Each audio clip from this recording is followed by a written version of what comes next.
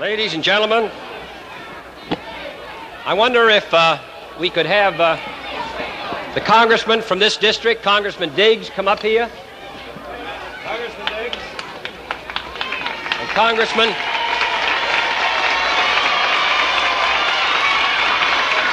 And the congressman from a nearby district, Congressman Ryan. And Congressman Lisinski and Congressman Dingell. And Congressman Ledzy. And the governor. Ladies and gentlemen, I want to express our thanks to all of you for coming here to this rally this morning. I am not a candidate on this occasion. I am not on the ballot. But I do believe that the election of 1962, both in the state of Michigan and in the country for members of the House and Senate, are equally important to any election of a President of the United States, because under the Constitution of the United States, especially in matters of domestic affairs, the House of Representatives and the Senate have equal power with the President. And if member after member, congressman after congressman, senator after senator says no to all of our programs, then this country stands still. So I come here this morning to ask the people of Detroit, the people of this county, the people of the state of Michigan, the people of the United States, to elect members of the House and Senate who vote for progress. And that is the issue of 1962. There are those who say that there are not differences between the two parties, but they have a golden chance, 1962, to see the differences on issue after issue, on minimum wage and Social Security and aid for education and housing for the elderly. From 70 to 80 to 90% of the members of the Republican Party from the state of Michigan voted no. On vote after vote, on aid to education, higher education, and there is no state in the country which has more young men and women in the next 8 years who will want to be admitted to your colleges and universities in this state. On a bill 1 month ago to assist our colleges and universities, 3/4 of the Republicans voted against it. On a bill to provide a minimum wage of $1.25, 50 cents an hour, $50 a week, $1.25.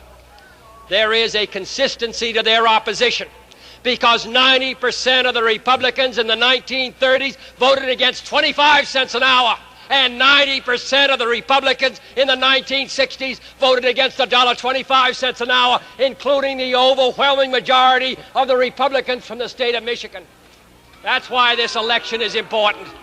All these issues, education, the food stamps, area redevelopment, minimum wage, aid to higher education, cleaning our rivers, rebuilding our cities, urban renewal, and all the rest. We have met the nearly unanimous opposition of the Republicans, joined by a handful of Democrats who have opposed every program since Franklin D. Roosevelt. And therefore, we come to Michigan and ask your help in re-electing the Democratic members of the House from this state and give us some new congressmen.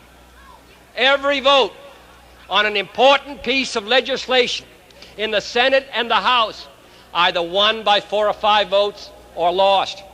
A change of 1 vote in the Senate and we would have medical care for the aged. A change of a few votes would have meant the passage of legislation which benefits our state and country. And this is not a matter which concerns only the people of Michigan.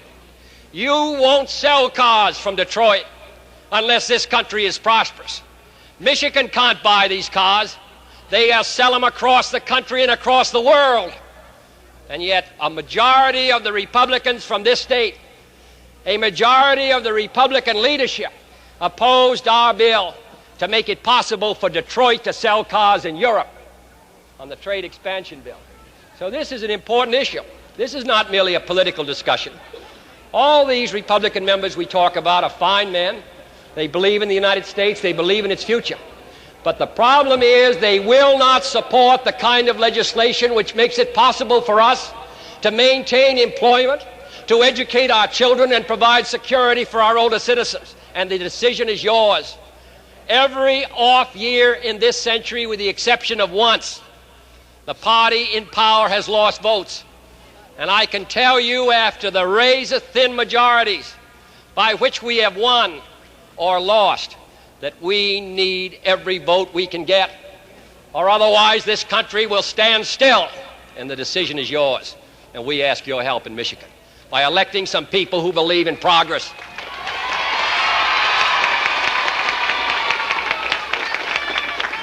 I'm proud to be standing here today next to a governor who puts on his literature he's a Democrat. I have traveled. One of the most interesting political phenomena of our time is to see Republican candidates in various states who run for office and say, elect the man. You can't find the word Republican on their literature, and I don't blame them. But we write the word Democrat in large letters because the Democratic Party stands for progress.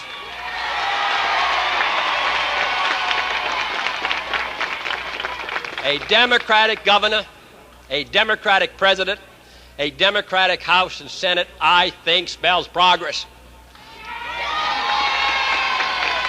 This state in January 1961, when your governor became the governor and I became the President of the United States, had an unemployment rate 2.5 times the national average, 15%. Today, Michigan has less unemployed as an average, though it's still too many, less unemployed than the national average, under 5%. That is the record that he's made. And I hope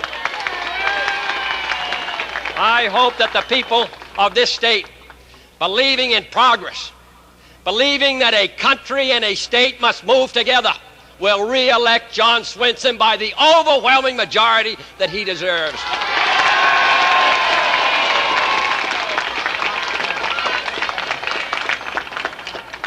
I just want to close by giving you these figures. Every time you go into a booth, and I hope everybody here is registered, there are places in the United States where churches are burned because somebody tries to get registered, or where 3 women were shot because they were trying to register people. How can anyone in this state or this city say they're too indifferent to register and vote when people in the United States are fighting for the right to register and vote? I hope nobody in this city by next Tuesday will be unregistered and say that it doesn't matter to them and that they're too indifferent and they're too busy to take 10 minutes to go and vote, which is the best and the most proudest privilege of a free citizen. Everybody in this city ought to vote, no matter for whom they vote, but they ought to be registered. They ought to be registered. It's too difficult for too many people to be registered. For anyone in this city and this state to stay at home, to be registered, to vote, to commit ourselves to a forward movement for this state and country. That is the program for the next month in the state of Michigan, and we ask your help on it.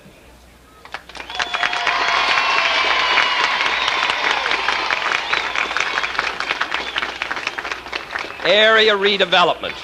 Area redevelopment. 81% of the Republicans voted against it. Minimum wage. 80% of the Republicans voted against it. Unemployment compensation. For those workers, and there are nearly 100,000 of them, who exhaust their unemployment compensation, we tried last month to get it out of the Ways and Means Committee of the House. There are 10 Republicans on that committee. 9 out of 10 voted against it. So those who say that this election doesn't count, that presidential elections are important, but not that of congressmen and senators and governors, you in Michigan know the difference. I hope on November 6th that this state and this city and this country will say yes.